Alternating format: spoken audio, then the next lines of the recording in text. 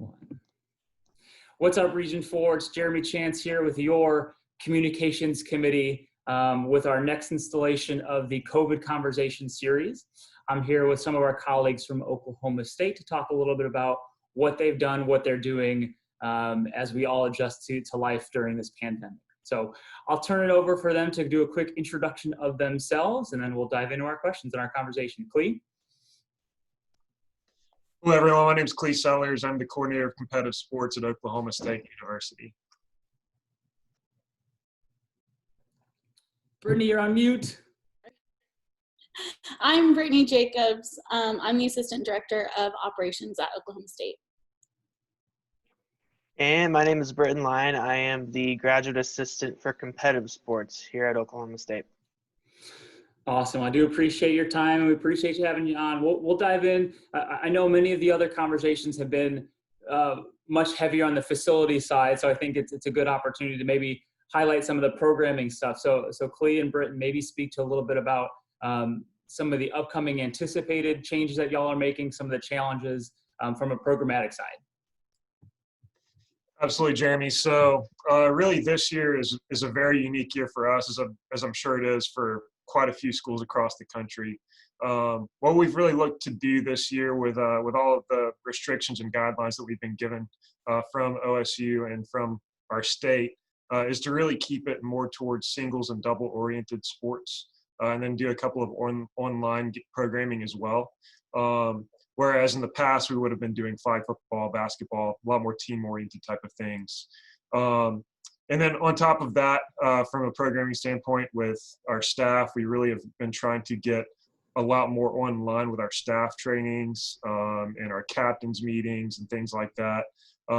So I think it's something that's going to be different for us to kind of go into this year, but it's something that we're looking forward to. Yeah, I can add just a little bit in terms of our process. We initially, when we started this process of figuring out what we want to do, we wanted to pitch for the most we can do under a safe condition. So we initially pitched for some smaller sided sports such as 4-on-4 flag football and 5-on-5 soccer to see what we can get back. And so we spent some time going through that and coming up with policies and procedures related to that, how we're going to keep people safe. Ultimately, that wasn't approved.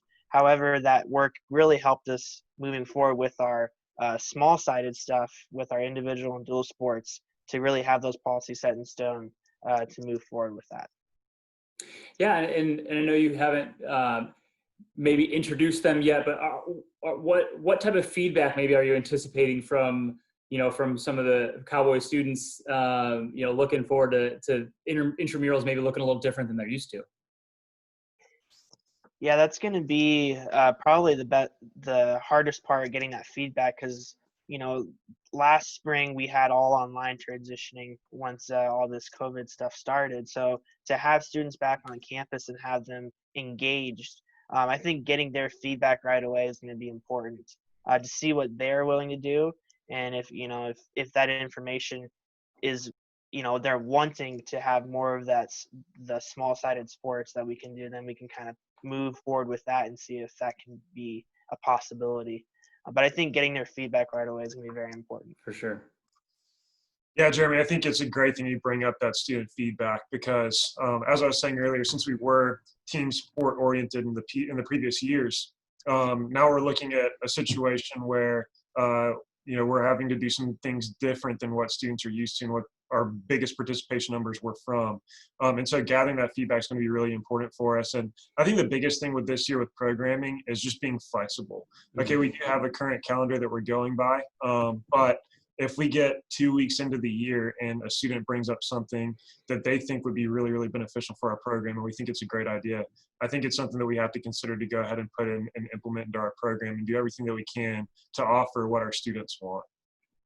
For sure, yeah. I think COVID is providing a lot of opportunity to explore, think outside of the box, and be creative. Brittany, maybe chat a little bit about some of the changes from the facility operations side, what you've kind of experiencing, or you guys are opening here, I think in a week or so, at the beginning of August. What are some of those bigger changes y'all have made? Yeah, we're looking to reopen our facility on August 3rd. Probably one of the biggest changes is the cleaning schedule that we're going to have put in place, and the requirement of masks for our staff and our patrons. So those are two of the biggest things. Probably the way that we have set up our hours, we have 2 different breaks scheduled, Monday through Thursday once classes start. Right now, those are scheduled for an hour for us to be able to close our facility down, go through and clean our building efficiently and make sure all the spaces are safe.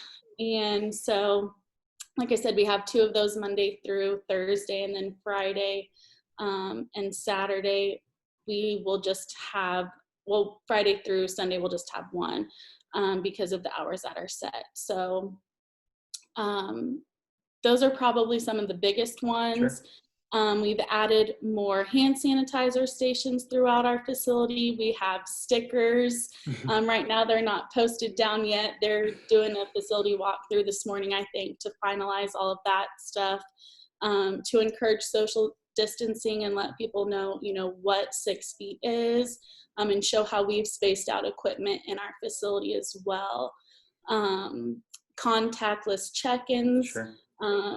Plexiglass barriers at all of our stations where patrons will be interacting with our staff, which I think all of those things, many facilities are doing that. Sure. As well. So nothing really new there. As far as cleaning goes, we do have a couple backpack sprayers and handheld sprayers that will come in handy when we are cleaning the facility, which will help, get some of those hard to reach places, and we'll probably be able to move through faster with that as well. Our fitness team has put together some different racks for towels and cleaning stations for our patrons to clean their equipment before and after use, which we're going to be encouraging a lot as well. Now, you mentioned those 2 times, Monday through Thursday, where you're closing specifically for cleaning. Is that, who's doing that cleaning? Is it student staff, professional staff, custodial? Kind of what does that look like? So for that, our custodial staff and our fitness assistants are using that time to clean. We're going to do a run through and see if an hour is sufficient enough time for that. And if not, do we need to add more staffing for that hour, or do we need to extend it? So we're still trying to work out what that's going to look like for sure once we reopen. Yeah, flexibility and adaptability is the key word here. Let's talk maybe a little bit about some of the challenges that presented themselves as you were creating these reopening plans and trying to program. What were maybe some of the challenges in the decision-making or barriers to making some of the changes that y'all are making? Yeah, so from a programming standpoint, we had created our calendar for the fall semester in February this year. So we were really on top of it, and we're ahead of the game this year. So we kind of had a pretty good idea of what we wanted to do with our fall programming. And so once all of this happened in March, we had to rip that calendar apart, right? And so we had to make 3 new calendars, one that had kind of what we initially planned on doing. And then social distancing was the second calendar, having some social distancing sports, their singles, doubles, and things like that. And then online sports as well if we go online. And so after that, we kind of had a little bit more clarity and made a 4th calendar, which kind of started to put like some altered team sports in there. So we had 4 complete calendars that we had planned on using, and we didn't use any of them. So we just got to 2 weeks ago and decided we have to make a completely different calendar based off the things that the information that we received. So with all that being said, like you said, the flexibility and adaptability is something we've already had to really learn during this process, because it's something that we've had to work with since March on what's going on with everything, and making sure that we're looking at everybody's safety and considering that in the process. So definitely something that we're going to have to do this semester. For sure. Brittany, maybe touch on some of those challenges or barriers creating new protocols throughout the facility. Yeah, just really working with student affairs and making sure that we're being an advocate for our staff and our patrons, and that we're on the same page with them as well, and then communicating that out to our staff. their adaptability and flexibility is going to be, I think, the mantra through the end of the semester. And just having to be able to change things when you've already been set on something, and then it's like, just kidding, we're actually going to go this way instead. So just being open to that and understanding the ebb and flow of what this is going to look like throughout the year and how that's going to change, and just being open to that. So yeah, I think that segues really well into our last question, and I'll turn it over to Britton first. What are maybe one or two nuggets of advice? I mean, you guys aren't open yet, but what are some, a nugget or two that you can provide for our Region 4 colleagues that kind of live in the same process right now? Yeah, I think the biggest thing is going to be communication between not only ourselves, but our staff that's going to be coming into work. Some of the challenges, but I can kind of relate this as well as to our training and how we have to revamp that. So I think as long as we're communicating with our staff and as well as with our patrons as well moving forward, so they understand the policies when they get to our facilities or they come to play our sports that we have, that will be in my opinion, the most important aspect of how we're going to move forward over the next few months. Sure. Clee?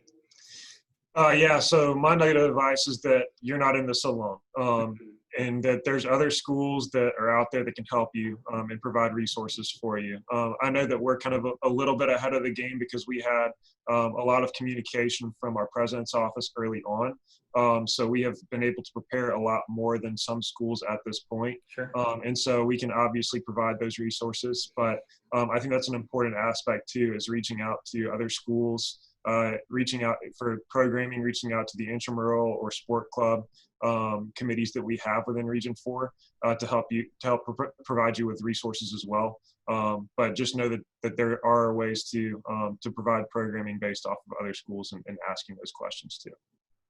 Yeah, I mean, I think it's great. I just said this earlier today. Campus recreation isn't necessarily a competitive business. We're all here to find what works best for the industry as a whole. You try it at your university, maybe it works, maybe it doesn't. But yeah, sharing of the resources is the name of the game. Brittany, we'll wrap up with you. What one piece of advice do you have for our Region 4 colleagues? I would just say patience and making sure you're being there stability-wise for your students. I think they're going to need a lot of support in this, as we all are. Having patience with ourselves and having patience with them to make sure we are efficient when we reopen, and we're listening to concerns from not only our staff, but our patrons as well, to make sure that we're staying safe. For sure. Patience will also be the name of the game. Well, that's all we have for this edition of our COVID Conversation series. We want to thank our colleagues here with Oklahoma State.